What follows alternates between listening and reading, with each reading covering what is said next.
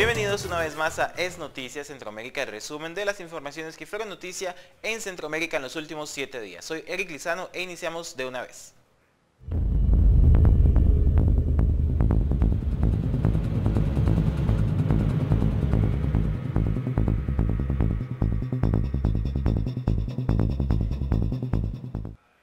El presidente estadounidense Donald Trump sigue amenazando con cerrar la frontera con México si la situación migratoria se sale de control.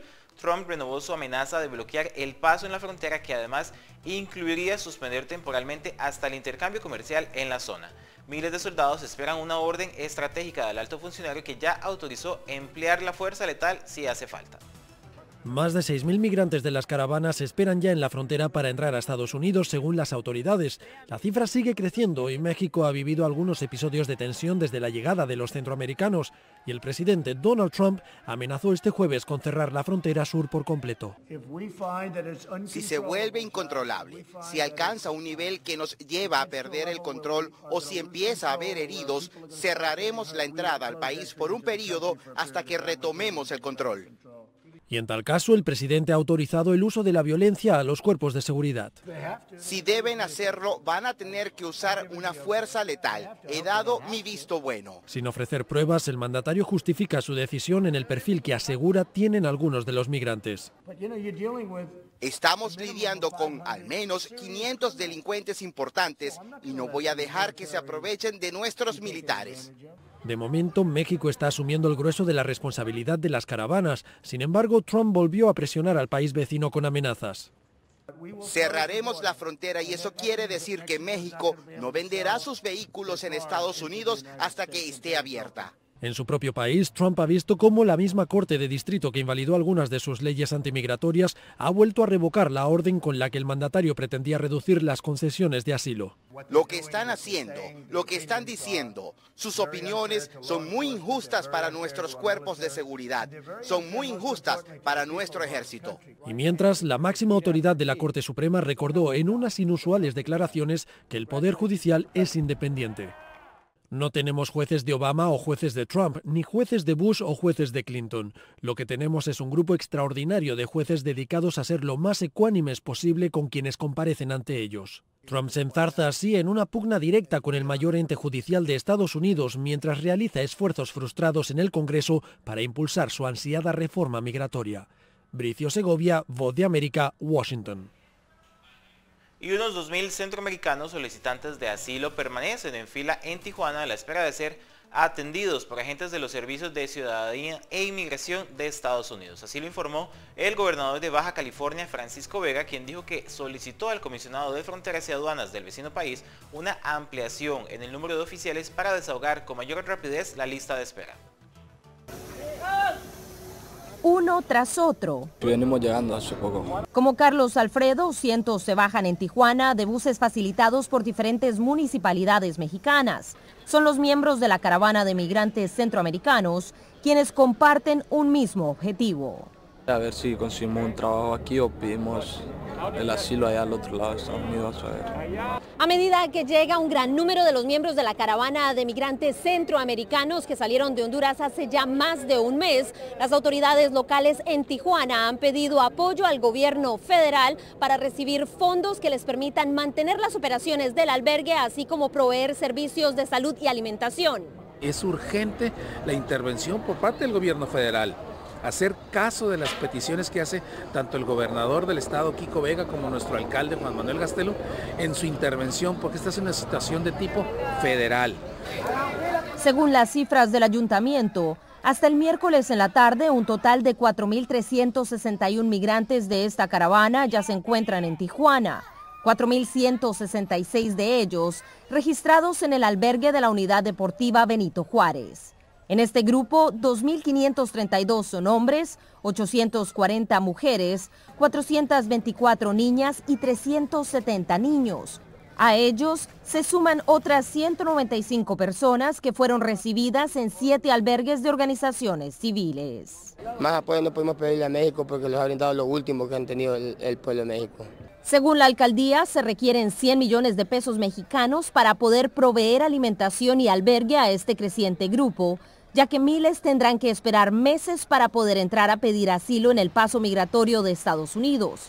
Eso sin tener en cuenta que la administración Trump determinó en las últimas horas que los migrantes que soliciten ingreso al país deberán permanecer del lado mexicano mientras se analizan sus casos particulares. Esta situación ya genera inconformidad para mexicanos como Julio César Domínguez. Sí hay incomodidad porque pues hay otras áreas de México, ahí está Colima, hay otros estados a los cuales pues necesitamos que el gobierno los apoye y apoya a gente que igual luego no lo está valorando, ¿no? El gobierno de Tijuana espera la llegada de 5,000 personas más en los próximos días. Sin embargo, la larga espera y la afirmación de la administración Trump frente a la poca oportunidad de que reciban asilo llevó a 11 hondureños a regresar a su país con la asistencia de las autoridades locales. Celia Mendoza, Voz de América, Tijuana, México. Nada más solo 3 años, nada más que van a caer. Y agentes del Instituto Nacional de Migración y la Policía Federal del Estado Mexicano de Chiapas han detenido al menos a 600 migrantes centroamericanos que se negaban a pedir asilo o visado migratorio en el país. Los migrantes, la mayoría de ellos de nacionalidad salvadoreña, han sido obligados a subirse en autobuses para ser trasladados a la estación migratoria Siglo XXI en el estado de Chiapas. Miles de integrantes de la caravana comenzaron a llegar en masa hace poco más de una semana a las ciudades fronterizas de Tijuana y Mexicali, pero ninguno sabe con certeza cuándo podrá presentarse ante las autoridades migratorias estadounidenses. El gobierno de Tijuana ha dicho que esto podría llevarles más de 6 meses.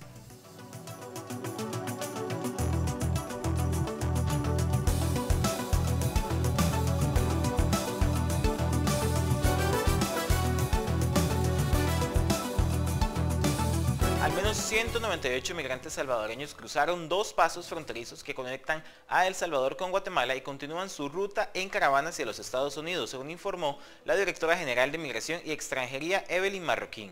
La funcionaria explicó que 192 salvadoreños que son parte de una nueva caravana que partió esta semana hacia el país norteamericano cruzaron la frontera La Achadura y 6 salieron por el paso fronterizo San Cristóbal, ambos ubicados en el occidente de El Salvador. Marroquín indicó que a 27 personas se les negó la salida del país por no contar con la documentación migratoria necesaria y recordó a la población que es un riesgo viajar de esta forma a Estados Unidos.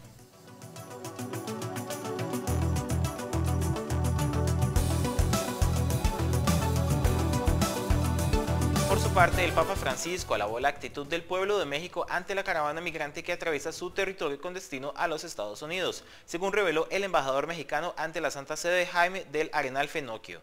El pontífice manifestó su aprecio por la solidaridad de los mexicanos durante un encuentro con el diplomático en el Palacio Apostólico del Vaticano. El líder de la Iglesia Católica mostró también estar enteradísimo sobre todos los detalles con respecto a la caravana migrante y destacó especialmente el rol de la Iglesia mexicana en la atención a los caminantes.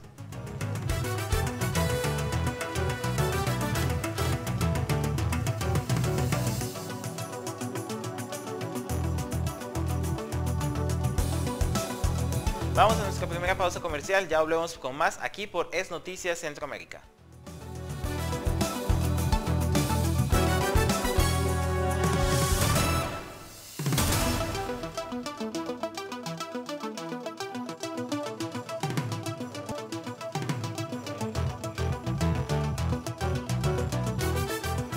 Gracias por seguir en sintonía de CB24 aquí en Es Noticias Centroamérica. El gobierno de Nicaragua anunció que para ponerle fin a la crisis sociopolítica del país impulsará una ley de reconciliación que busca promover el perdón y la buena convivencia entre las familias afectadas por este conflicto.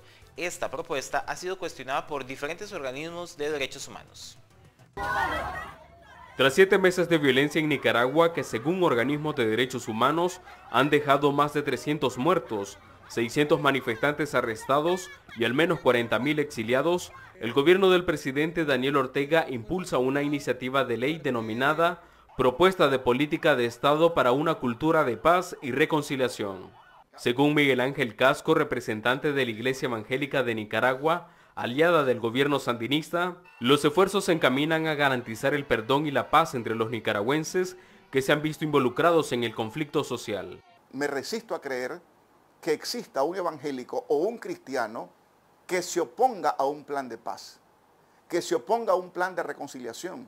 Las madres de los que han sufrido de un lado y de otro, yo creo que son las primeras en dar un paso adelante y decir, con mi dolor, con mi angustia, yo quiero que Nicaragua nunca más vuelva a vivir esto. Los expertos de la Comisión Interamericana de Derechos Humanos reaccionaron a la propuesta del gobierno argumentando que la reconciliación no se puede imponer a través de la ley.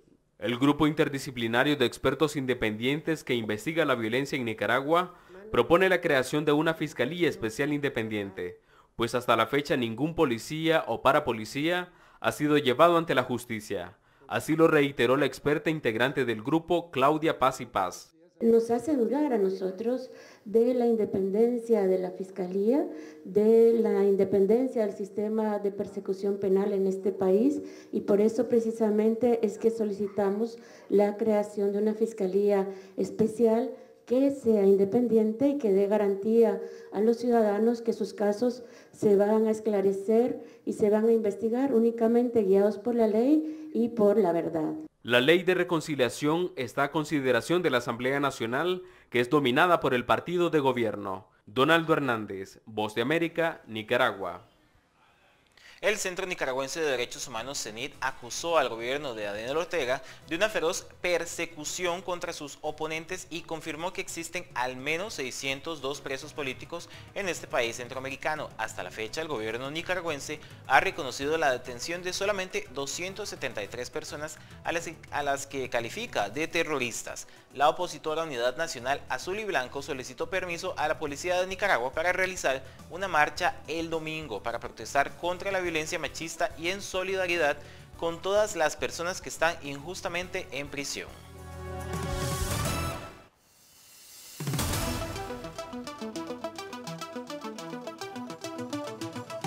Cambiamos de país. Los dos funcionarios de migración de Costa Rica que fueron detenidos por el ejército de Nicaragua en el sector fronterizo de México de Upala cuando pretendían devolver a un inmigrante a este país centroamericano ya fueron liberados junto al vehículo oficial en el cual se transportaban. Así lo informó el ministro de Seguridad costarricense Michael Soto. Una diligencia de rechazo de un ciudadano de ese país, luego de una coordinación bastante positiva con miembros de esta institución. Exactamente a las 8 de la noche, los mismos fueron liberados y devueltos a nuestro territorio, tanto la unidad policial donde viajaban como sus armas, ellos están en perfectas condiciones y sin ningún inconveniente. Hubo una comunicación asertiva y positiva con las autoridades de ese país, logrando que este incidente no fuera más allá y tratando de establecer con certeza ahora cuál fue la situación respecto a la ubicación territorial. Entonces, para que todo el país esté enterado, a las 8 de la noche oficialmente fueron devueltos estos oficiales a nuestro país. Y en el sur de la región, los dos hijos del expresidente panameño Ricardo Martinelli fueron detenidos en Estados Unidos a la víspera del Día de Acción de Gracias, según confirmó la fiscal general de Panamá.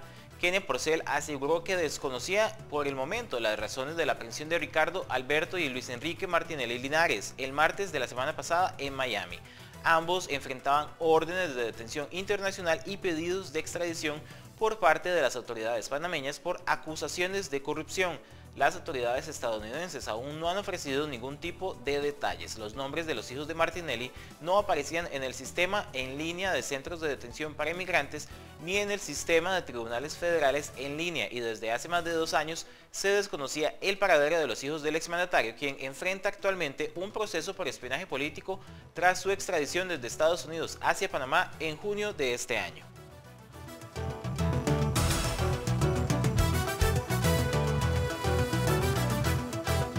Y un exmiembro de la Fuerza Élite Contrainsurgente de Guatemala, deportado de Estados Unidos, fue condenado en su país a más de 5.000 años de prisión. Se trata de Santos López, un sexagenario exmilitar implicado en la masacre de 201 campesinos en una aldea en el norte de Guatemala en 1982 durante el régimen del fallecido general golpista Efraín Ríos Montt.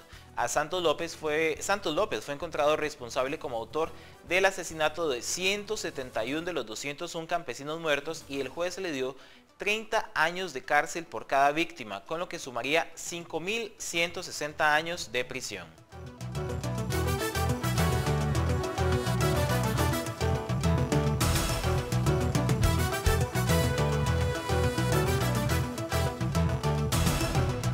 nuevamente es tiempo de cumplir compromisos comerciales. Les recordamos que todas estas informaciones están disponibles en la www.cb24.tv y en todas nuestras redes sociales como Facebook, Twitter, Instagram y nuestro canal de YouTube. Ya volvemos.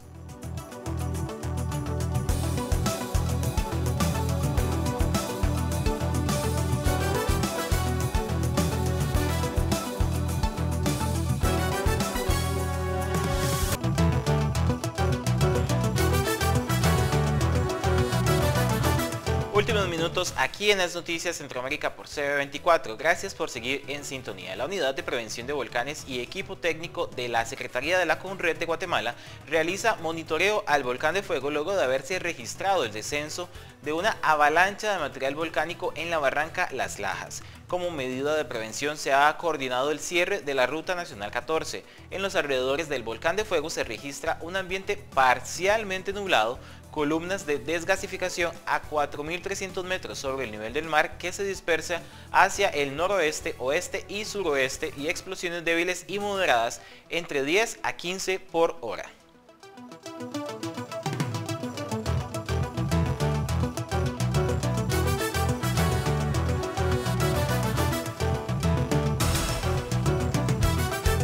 Y en el desarrollo de la operación internacional Eclipse se lanzó una ofensiva contra el abuso sexual de menores liderada por la comunidad de policías de América, Ameripol por sus siglas, que contó con la participación de la Guardia Civil Española y fueron capturados 14 pedófilos que distribuían material de violencia sexual por internet en 12 países de Latinoamérica. Las autoridades ibéricas permitieron identificar a estas personas mediante el rastreo de las direcciones IP, los protocolos de internet desde los cuales estaban intercambiando los contenidos de pedofilia. El Centro Cibernético Policial dio captura en Bogotá a un hombre de 59 años de edad a quien se le incautaron más de 65 dispositivos de almacenamiento.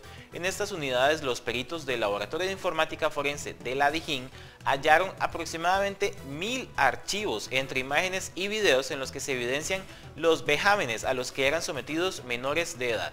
La operación Eclipse también se ejecutó en Argentina, Brasil, Chile, Costa Rica, Ecuador, Guatemala, Panamá, Paraguay, México, Uruguay y Venezuela, países donde se registraron las demás capturas. El Centro Cibernético de la Policía Nacional recomienda a los padres de familia tomar previsiones para evitar que los niños caigan en estos peligros en Internet.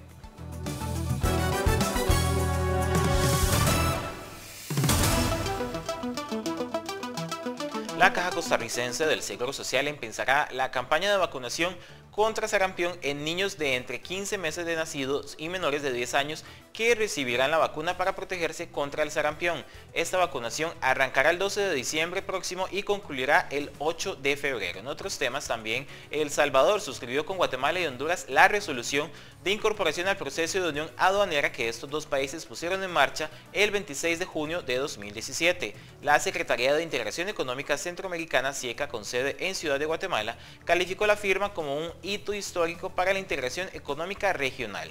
El Ministerio Guatemalteco de Economía dio cuenta por medio de un comunicado que El Salvador quedó plenamente incorporado en aspectos legales y administrativos al proceso de integración profunda de la unión aduanera entre Guatemala y Honduras. Esto significa, según se indicó en el informe, que finalizó el proceso legal y administrativo y ahora se incorpora en forma plena a las instancias ministerial, ejecutiva y de coordinación, así como a las mesas técnicas. El siguiente paso para El Salvador será adecuar la infraestructura existente en aspectos como desarrollo de softwares y ajustes a la plataforma informática comunitaria que ya utilizan Guatemala y Honduras.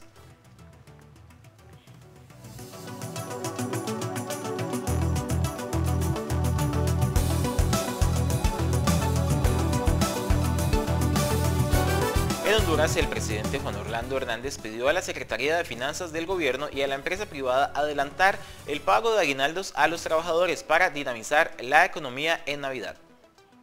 Yo quisiera hacer una petición pública, empezando por la parte del gobierno.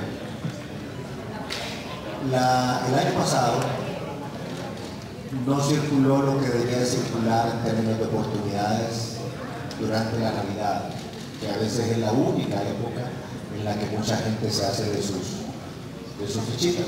Los jóvenes creo que no saben que son fichitas, antes habían fichitas de 2 centavos. Dejen hacer dinero. Decentemente. Y yo le quiero pedir hoy públicamente a la ministra de Finanzas y al sector privado que adelantemos la entrega del aguinaldo para que la gente pueda tener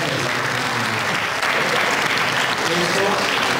Va en consonancia con que aquellos emprendedores que han venido haciendo su idea de su negocio tengan esa oportunidad, y también que consolidemos lo que no logramos el año pasado, por las razones que han sido.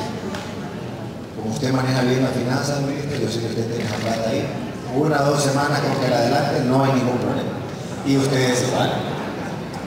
El año pasado crecieron a 5%, este 3.5%, quiere decir que ahí está eso. Y como es por ley que hay que tener, solo hay que adelantar un par de semanas.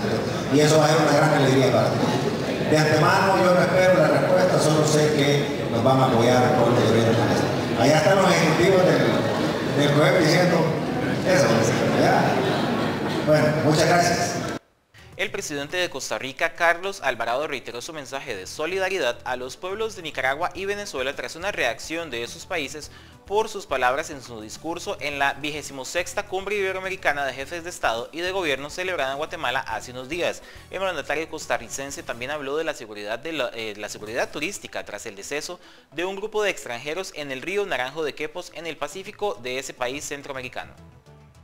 A partir de su tradición de respeto a los derechos humanos, a partir de su tradición de libertad, de respeto a la libertad de prensa, de respeto a las personas, seguirá diciendo lo que no solo cree, sino lo que sabe es correcto.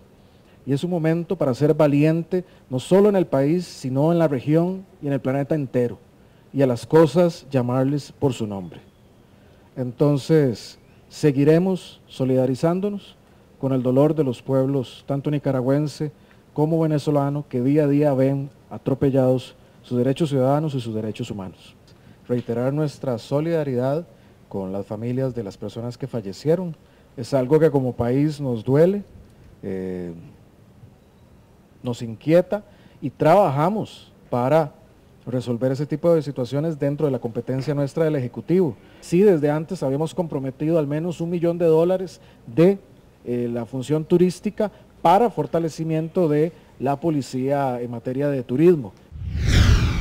Antes de responder a estas preguntas, el presidente costarricense participó en el lanzamiento del operativo de seguridad de fin de año en este país centroamericano, con la presencia de centenares de efectivos de todos los cuerpos policiales.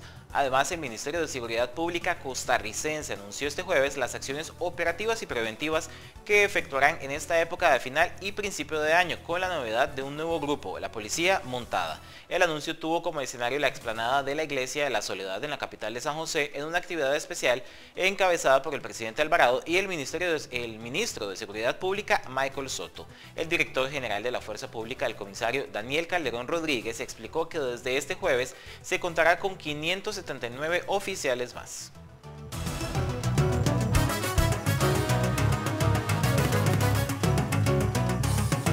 Y el arzobispo de Panamá, José Domingo Ulloa, confirmó que el Papa Francisco abordaría el tema de la migración en su visita a Panamá. Realmente el sentimiento paternal del Santo Padre, yo creo que la realidad de migrantes, si golpea es a la juventud. ¿Por qué emigran nuestras gente? Yo creo que será uno de los temas también que el Santo Padre iluminará, porque lo que hace el Papa es iluminar la realidad para que nosotros entonces podamos también darle respuesta a esos problemas acuciantes que vive también nuestra juventud, migrante, violencia y tantos problemas que no solo se viven en la región, sino que hoy día son temas a nivel mundial y es una gran oportunidad. Incluso podemos decir que es un tema que sé que el Santo Padre tocará, pero también lo estaremos tocando nosotros en las catequesis que tendremos con los obispos durante los días de la jornada y de la prejornada.